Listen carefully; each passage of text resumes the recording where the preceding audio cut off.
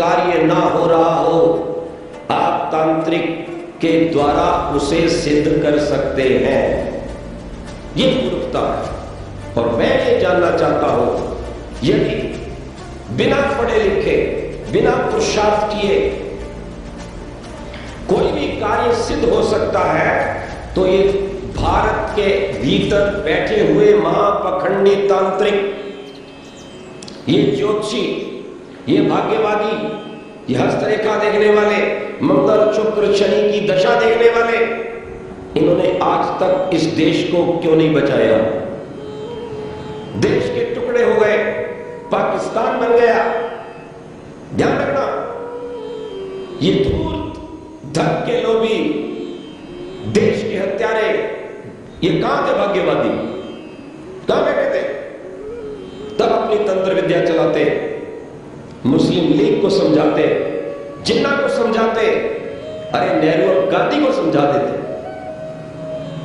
बिना सोचे Lord Mountbatten के कहने पर गांधी ने 55 करोड़ रुपया दे दिया पाकिस्तान को, जबकि देशभक्त लौह पुरुष सरदार पटेल ये बार बार कहते रहे, गांधी जी आप ऐसे धन मत दीजिए, ये ठीक है, हमने उसका धन देना है, परंतु हम ये धन तब देंगे जब हमारे कश्मीर का दबाया हुआ भूमि का भाग वह छोड़ देगा। कितना अच्छा सुझाव था ये, लेकिन गांधी मानने को तैयार नहीं था।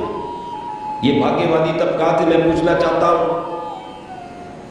जब कबैलियों के द्वारा पाकिस्तान ने हमला करके 12,000 मुसलमान औरतों के साथ बलात्कार किया, और आज वही मुसलमान कश्मीर के उसी पाकिस्तान का गीत गा रहे हैं, तब ये तांत्रिक भाग्यवादी कहां थे?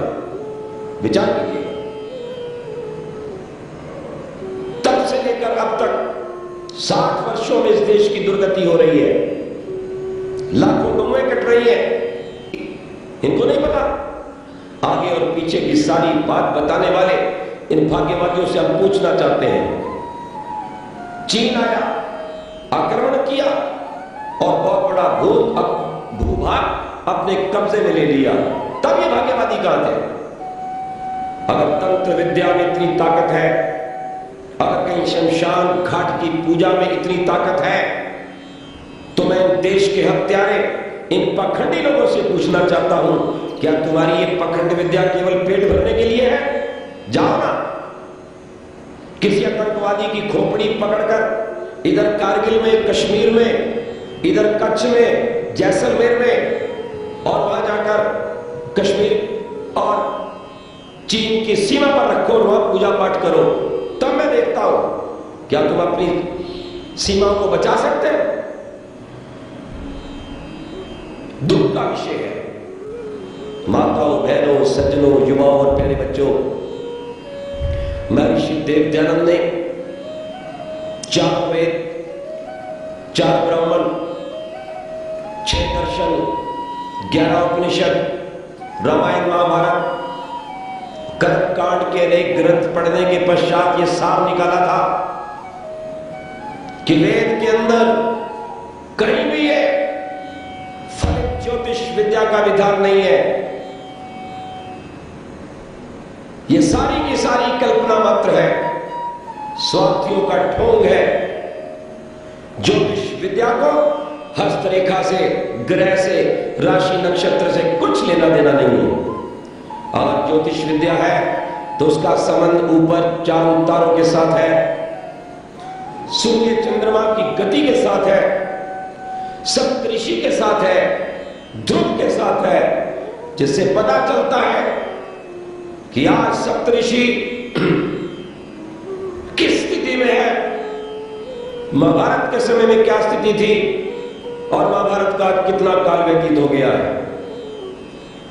यह है ज्योतिष विद्या, जिसको ये तथाकथित नादान लोग और ये दूरदर्शन वाले लोग लालच के लिए केवल लोगों की, दर्शकों की भीड़ बढ़ाने के लिए, जैसे टेक्निकल लैंग्वेज में टीआरपी कहते हैं, उस टीआरपी को बढ़ाने के लिए कि हमारे चैनल के दर्शक अधिकों इस तरह का झूठा पतनशील ये पदार्थ परोस रहे हैं।